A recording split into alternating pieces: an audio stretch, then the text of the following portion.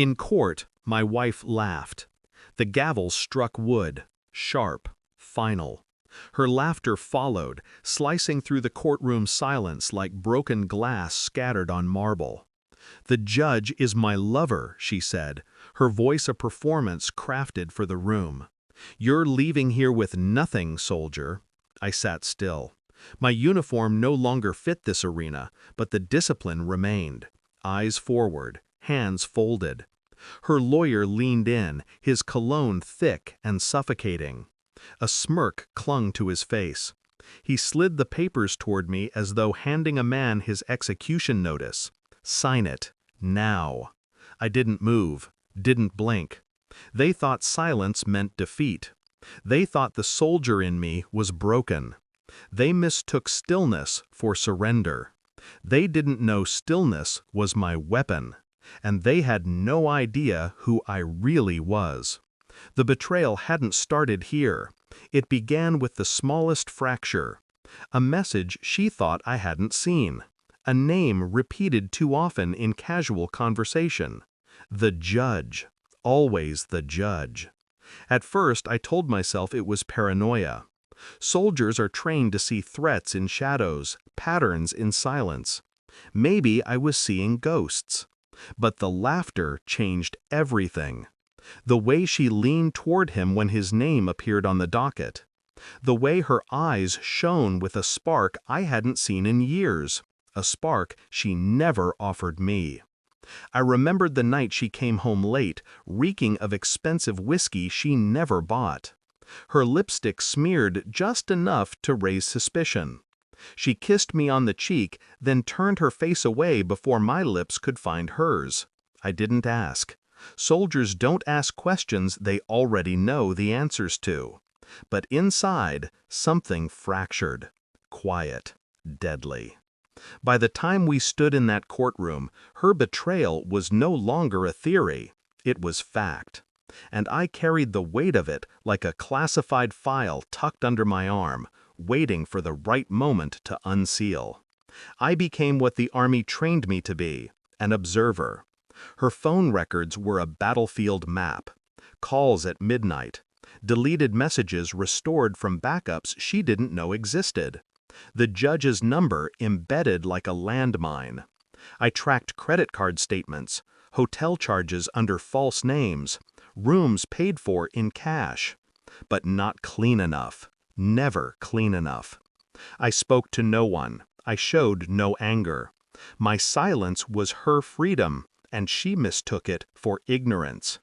At dinners, I watched her smile at her phone when she thought I wasn't looking. At night, she turned her back to me, clutching her pillow as though bracing against a storm. I tested patience like a sniper, waiting for a target to step into the scope. Each lie, each shift of her eyes, each tremor in her voice pulled me closer to the shot. But I wasn't aiming at her, no.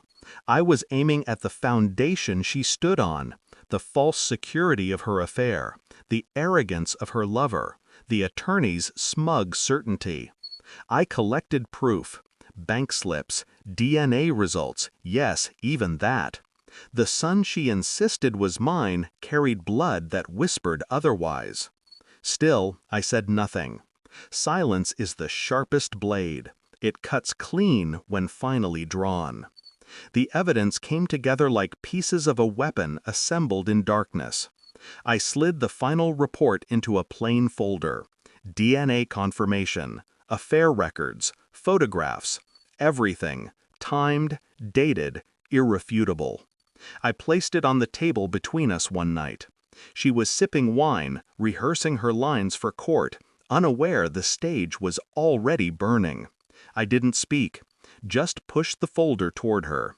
Her hand trembled as she opened it. Pages turned, silence thickened. The color drained from her face. When her eyes met mine, they weren't mocking anymore. They were wide, exposed. She whispered, "You knew." I didn't nod, didn't smile. I just watched her drown in the truth she thought I was too blind to see. Back in the courtroom, her laughter still echoed. Her lover, the judge, shifted uneasily on the bench. He hadn't expected me to remain calm. He hadn't expected silence to hold weight. Her lawyer shoved the pen toward me. "Sign it, now."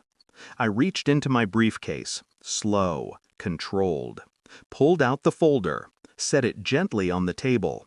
The lawyer glanced at it, uninterested, but she froze. Her hands clenched the armrest. I slid it across the polished wood, the scrape echoing louder than any gavel. The judge cleared his throat. She avoided his eyes. Her lawyer finally opened it, scanning quickly before his smirk collapsed into something pale and brittle. No one laughed now. I leaned forward. My first words of the day: "I don't sign lies." The judge's face broke. Her lawyer stammered.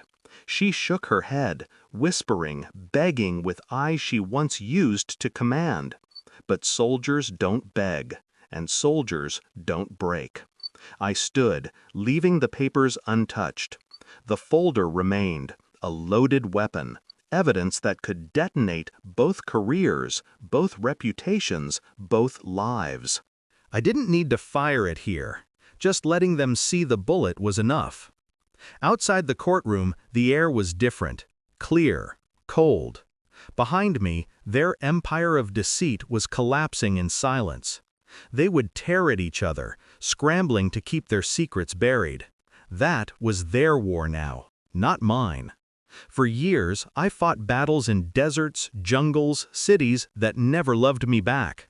But this war, this quiet, domestic battlefield, had taught me more than any enemy ever could. Betrayal doesn't need bullets. It needs patience, discipline, silence.